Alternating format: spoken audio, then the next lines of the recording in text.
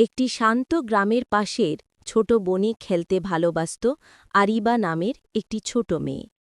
একদিন সে বনের ভেতর থেকে মৃদু কান্নার শব্দ শুনতে পেল।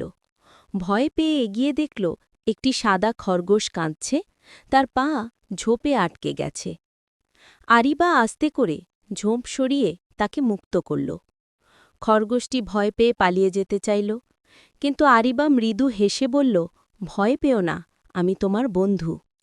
ধীরে ধীরে খরগোশটি এগিয়ে এসে তার হাত স্পর্শ করল। পরদিন আরিবা আবার বনেতে গেল, আর খরগোশটি দৌড়ে এসে তার কোলে লাফ দিল। সেই দিন থেকে তাদের বন্ধুত্ব শুরু। তারা একসাথে দৌড়াত, লুকোচুরি খেলত। আরিবা তাকে গাজর খাওয়াত। একদিন বনে ঝড় শুরু হল। আরিবা পথ হারিয়ে ফেলল। ঠিক তখনই খরগোশটি তার কাপড় টেনে টেনে বনের সঠিক পথ দেখিয়ে দিল। আরিবা নিরাপদে বাড়ি ফিরল। সেই দিন থেকে আরিবা বুঝল, বন্ধুত্ব শুধু মানুষে মানুষের নয়, কখনো কখনো ছোট একটা খরগোশও হতে পারে জীবনের সবচেয়ে বড় রক্ষক। আর সে প্রতিদিন বনে গিয়ে তার এই বিশেষ বন্ধুটির সঙ্গে দেখা করত।